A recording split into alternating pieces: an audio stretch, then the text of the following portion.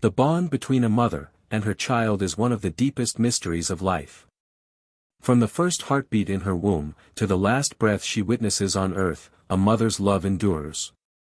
Yet what happens when that bond is cut short by the unimaginable, when a mother must bury her own child? For most mothers, this is a grief that never truly heals. They carry it silently, often feeling the emptiness, every time they see their child's belongings, hear their laughter in memory, or pass by the places they once played. But imagine that grief being met with the Church's greatest proclamation of hope, the canonization of that very child. Imagine the very same Church that comforted a mother at her child's funeral, now thundering across the world, "Your son, your daughter, is a saint in heaven." This is so rare, that in all the long history of the Catholic Church, only 2 mothers have been given this grace. It was the summer of 1902 when Assunta Goretti's world collapsed. Her little daughter Maria, only 11 years old, was attacked by a neighbor, Alessandro Serenelli. When he attempted to assault her, Maria resisted, crying out that what he wanted was sinful, and would condemn him to hell. In his rage, Alessandro stabbed her multiple times. Maria clung to life for nearly 24 hours in the hospital, long enough to forgive her attacker, and whisper with her last breath, "I forgive Alessandro. I want him with me in heaven." For Assunta, the grief was overwhelming. She had already buried her husband only 2 years earlier. Now she buried her daughter, her child, her companion, her light. Life after Maria's death was marked with hardship, loneliness, and the aching absence of her little girl. Yet 50 years later, in 1950, Assunta found herself standing in St. Peter's Square, watching Pope Pius XII canonize Maria. Before hundreds of thousands, the Pope declared her daughter a saint, an eternal witness of purity, forgiveness, and holiness. The very girl she once carried in her arms, worked beside in the fields, and wept over at her grave was now lifted up as a model for the whole Church. The tears of grief Assunta had shed for decades were mingled with tears of joy. In that moment, the wound of her loss was crowned with the glory of heaven. Maria's canonization came not only because of her heroic defense of purity but also because of the miracles that followed through her intercession. Alessandro himself, after years in prison, converted and later testified at her canonization, showing the power of her forgiveness. Many miracles of healing were attributed to her prayers, confirming her place among the saints. A century later, another mother walked a similar road, this time in the modern age. Antonia Salzano Acutis never imagined she would lose her son so soon.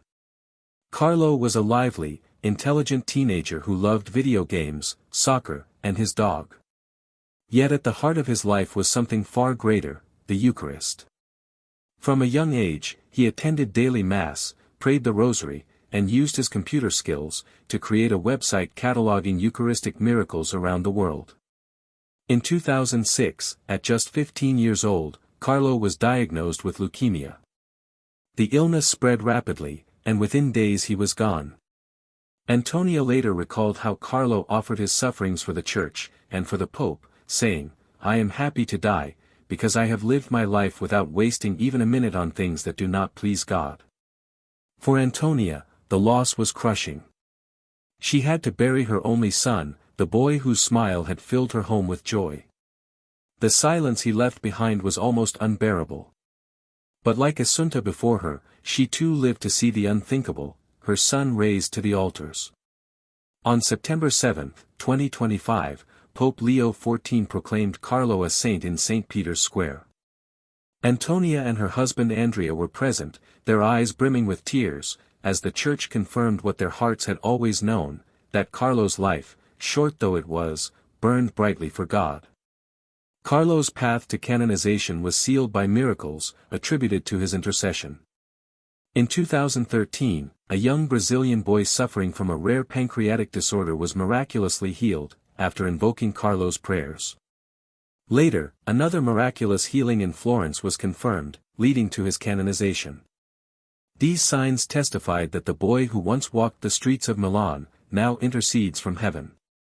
For these 2 mothers, Assunta and Antonia, the journey from grief to glory was not quick, nor was it easy. They bore the heavy cross of losing a child. But in their lifetime, they were given a glimpse of the mystery of resurrection, that death does not have the final word, and that their children live on, not just in memory, but in eternal glory. Canonizations are rare events for parents to witness, since most causes take many decades or centuries. Yet as more young people are recognized for their holiness, it may happen more often that mothers and fathers will stand in St. Peter's Square, their hearts swelling with both sorrow and joy, hearing the Church proclaim, "Your child is a saint. Your tears are now turned into triumph. Your loss is now crowned with eternal hope." On September 7, 2025, the air in St. Peter's Square was thick with anticipation and grace. Pilgrims from across the world had gathered, families, youth groups, religious communities, all united in prayer and expectation. When Pope Leo XIV stepped forward, to preside at the Holy Mass of Canonization, history was about to be written. With solemn words, the successor of Peter declared Carlo Acutis and Pier Giorgio Frassati saints of the Catholic Church. Their names were inscribed forever in the litany of heaven. The square erupted with applause and tears, banners with their faces waved in the Roman sky, and hymns of joy filled the air. For the Church, it was more than a ceremony, it was a moment of living hope. In Carlo, the world saw a teenager of our own times, proving that holiness is possible even in the digital age. In Pier Giorgio, the Church celebrated a young man from a century earlier, whose charity and joy continue to inspire.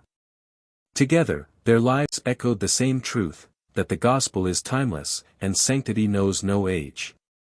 For the mothers who once carried these sons in their wombs, one present, one long gone, the day was a crown of glory.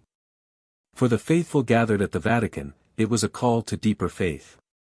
And for Pope Leo XIV, it was his first canonization, a powerful reminder that the Church is alive, young, and radiant with saints who speak to every generation. As the Mass concluded, and the bells of St. Peter's rang out, the Church rejoiced in the words of the liturgy made flesh, "The saints rejoice in glory, they sing for joy before the face of God." That day, the world saw what mothers hope for, what the faithful long for, and what Christ promises, that death is not the end, but the doorway to eternal life. Under the golden Roman sun, over 80,000 pilgrims filled St. Peter's Square, for what would become one of the most unforgettable canonizations of the Jubilee year. As Pope Leo XIV stood before them, his message resonated with clarity and passion: life's greatest tragedy is to waste it outside of God's plan.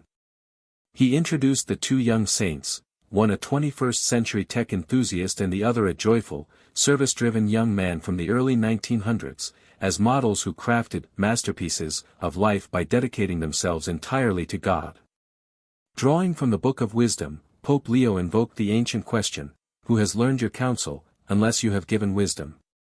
He likened both Carlo and Pier Giorgio to King Solomon, one who, amidst abundant gifts, realized that only God's wisdom could guide a life where nothing is lost. He went further, emphasizing that sobering choice each made in their youth. Pier Giorgio, through Catholic associations and charitable actions, embodied a faith lived daily in friendship, prayer, and mercy, so much so that friends jokingly called him Frassati Transport Company, for his habit of distributing goods to the poor.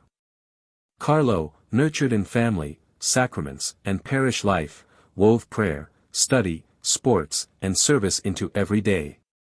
He famously remarked, "In front of the sun, you get a tan, in front of the Eucharist, you become a saint." He held up the simplicity of their witness as a model accessible to all: daily Mass, prayer, Eucharistic adoration, an invitation to holiness within reach. With deep urgency, the Pope addressed especially young people. Saints Pier Giorgio Frassati and Carlo Acutis are an invitation, not to squander our lives, but to direct them upwards and make them masterpieces. He infused their personal catchphrases as spiritual beacons. Carlo taught, "Not I, but God." Pier Giorgio encouraged, "If you have God at the center of all your actions, then you will reach the end."